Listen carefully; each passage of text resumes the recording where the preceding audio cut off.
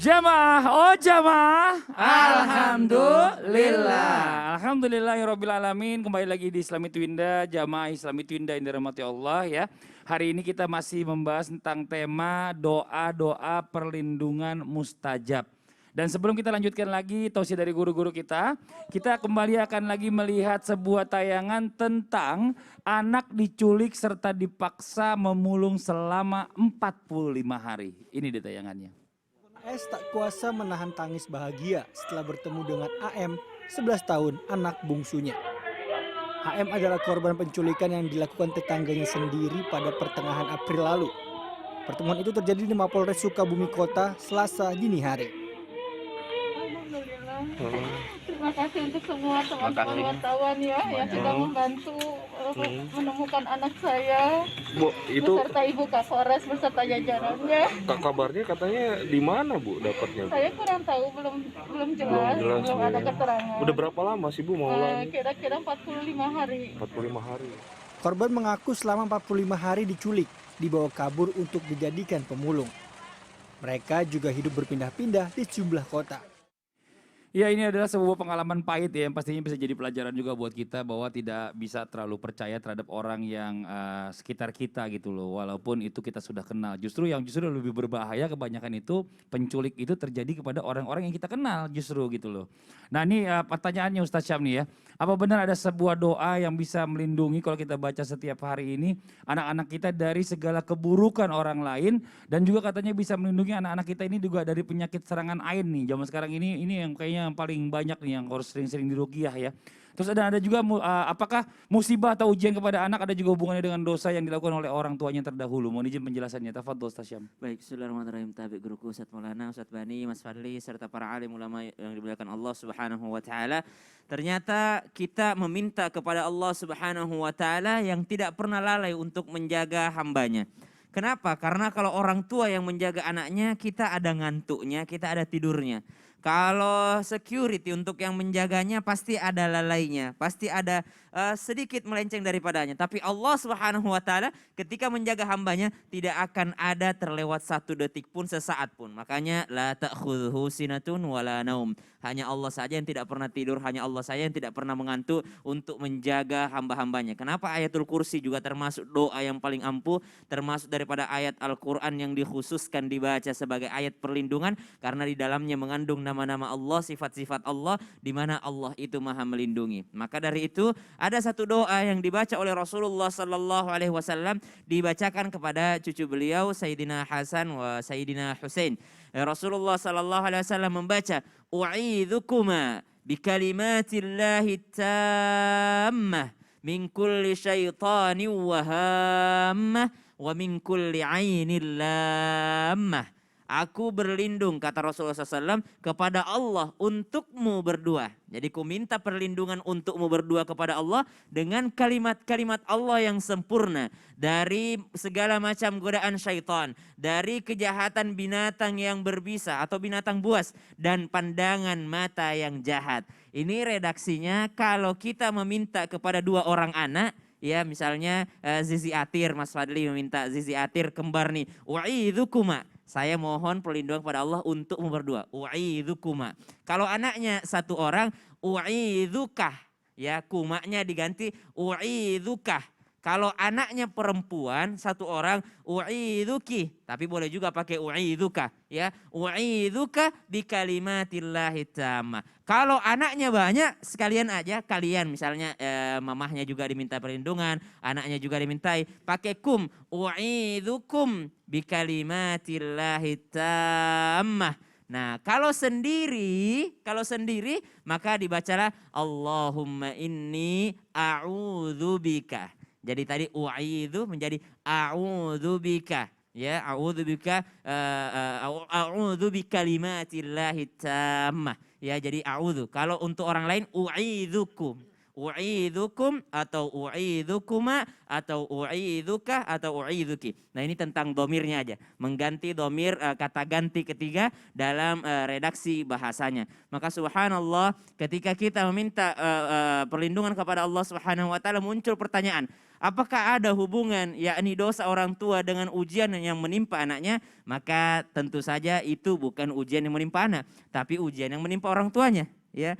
Kalau kita kehilangan anak, kalau kita yang namanya diuji dengan anak-anak, berarti yang kena ujian bukan anaknya tapi orang tuanya. Subhanallah. Sekaligus berarti kalau kita melakukan kejahatan pasti akan ada balasannya. Namun dengan rahmat dan kasih sayangnya Allah, kita itu dibalas nanti di akhirat insya Allah. Maka dari itu seringlah berbaik sangka kepada Allah Subhanahu wa taala dan memohon perlindungan kepada Allah Subhanahu wa taala. Mari sama-sama kita baca kembali doanya. Bismillahirrahmanirrahim. Bismillahirrahmanirrahim. U'idzukum bikalimatillah at-tammah min kulli syaitanin wa hammah wa min kulli ainin lammah. Baik, alhamdulillah doa ini kita panjatkan kepada Allah Subhanahu wa taala untuk melindungi diri kita, untuk melindungi anggota keluarga kita dari segala macam mara bahaya. Amin. Insyaallah dilindungi oleh Allah Subhanahu wa taala. Amin amin ya rabbal alamin. Jadi kita lagi berasa ini ya buat zaman di rumah nih yang mungkin udah kangen sama umroh, kita lagi kayak berasa lagi di bis ya. Aku udah Lagi di saya bis. kayak kalau pergi ke Masjidil Haram Iya. saya lewat penjual kaset dan semuanya. Iya. Kalau Sasa baca, ih kayak gitu. Tapi gini nih, ada lagi nih Ustadz Maulana, Ustadz Syam ya, Ya. mungkin jamaah Islam itu yang ada di rumah, Ustadz Bani, ini ada pertanyaan juga. Yang paling ribet itu adalah kita berbicara masalah tentang diri kita sendiri. Menghindari diri kita ya dari perasaan malas. Kadang-kadang yang namanya manusia itu ada waktunya mager, malas gerak. Ya kan, seenaknya apapun pekerjaannya tetap aja kadang-kadang tuh ada rasa malas ya. Ada rasa lemah, nauzubillah, ada rasa kikir, ada rasa pengecut, ada pikun, ada pelit. Dan juga kita takut juga selalu dalam yang namanya siksa kubur. Nah, kenapa 7 keburukan ini begitu berbahaya? Seperti dari tadi apa yang kita bahas ya. Kita pengen juga doanya nih, doanya Ustadz Bani. Mohon izin dibawakan buat kita, buat jamaah Islam itu yang ada di rumah. Supaya kita terhindar dari semua itu tadi. Tafadhol waktunya silakan. Mohon izin Ustaz kami, Ustaz Maulana, juga Ustaz Syam, Mas Fadli dan guru-guru kami dimanapun berada. Amin. Bismillah, alhamdulillah, wassalatu wassalamu ala rasulillah, wa ala alihi wa ashabihi wa mawala.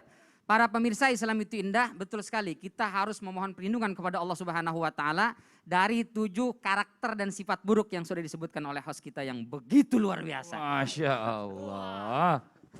Malah sampai diri itu ya. Kenapa semangat atau apa? Maksudnya setuju atau nggak setuju? Setuju banget. Oh, setuju Ini ya? harus kita Oh iya iya. tuntaskan. Wah, harus tuntaskan ini. Apa doanya? Bismillahirrahmanirrahim. Allahumma inni a'udzubika minal ajzi wal kasali wal jubni wal harami wal bukhl wa a'udzubika min adzabil qabri wa min fitnatil mahya wal mamat. Ya Allah, aku berlindung kepadamu dari sifat ajz, sifat lemah, wal kasal, sifat malas, wal jubn dan sifat pengecut. 3 sifat ini berbahaya nih. Kamu kenapa enggak sholat? Lagi malas banget Ustaz. Malas bikin kita jadi tidak beribadah kepada Allah Subhanahu wa taala. Pengecut itu membuat orang tidak mau berjuang di jalan Allah Subhanahu wa taala. Penakut. Nah, ini nauzubillah min dzalik. Dan yang berikutnya wal haram. Al haram itu sifat pikun atau ketika sudah menua lalu badannya sudah tidak lagi kuat dijadikan atau digunakan untuk beribadah kepada Allah Subhanahu wa taala dan pikirannya sudah tidak produktif. Nah, kita berlindung kepada Allah Subhanahu wa taala jangan sampai di masa tua kita cuma tinggalnya ngerepotin doang. Ada tapi nggak bisa ngapa-ngapain. Makan disuapin, mohon maaf cebok dibersihin, sholat nggak tahu nggak bisa apa-ngapain. Ya Allah, ada orang berpuluh-puluh tahun atau bertahun-tahun demikian. Nauzubillah min dzalik. Maka Rasul mengajarkan kepada kita doa ini. Ya Allah, lindungi kami, jangan sampai masa tua kami hidup tapi cuma ngerepotin. Kami mau tua tapi masih tetap produktif beribadah kepadamu ya Allah. Kalau tidak, maka kembalikan kami kepadamu dalam kondisi husnul khatimah. Nah, itu. Yang berikutnya adalah wal bukhl, dari sifat pelit. Kenapa? Karena kalau orang pelit, kikir, medit, bin koret, maka itu yang membuat dia kemudian enggan melakukan infak sedekah dan tidak mau mengeluarkan hartanya di jalan Allah Subhanahu wa taala. Dan bahaya sekali para pemirsa yang dirahmati oleh Allah Subhanahu wa taala, kikir atau sifat bakhil itu menyebabkan hidayah sulit masuk ke dalam kalbunya. Kenapa? Karena orang kikir, pelit, medit bin koret itu akan mendatangkan hubbud dunia, cinta kepada dunia. Ayo berjuang di jalan Allah. Enggak mau, saya enggak mau ikut. Kenapa? Nanti kalau saya meninggal rumah saya baru lunas. Siapa yang nempatin? Saya nggak mau. Kenapa? Istri saya baru cantik sekali. Nanti siapa yang menikahi? Nauzubillah. Mendalik kecintaannya kepada dunia membuat dia takut berjumpa dengan Allah Subhanahu wa taala. Maka Rasul mengajarkan kepada kita doa berlindung dari sifat al-bukhl, yaitu sifat pelit. Yang berikutnya wa'adzabil qabri, berlindung dari siksa kubur, karena kubur start pertama. Kalau kita dikubur aman, insya Allah di sana lebih aman lagi.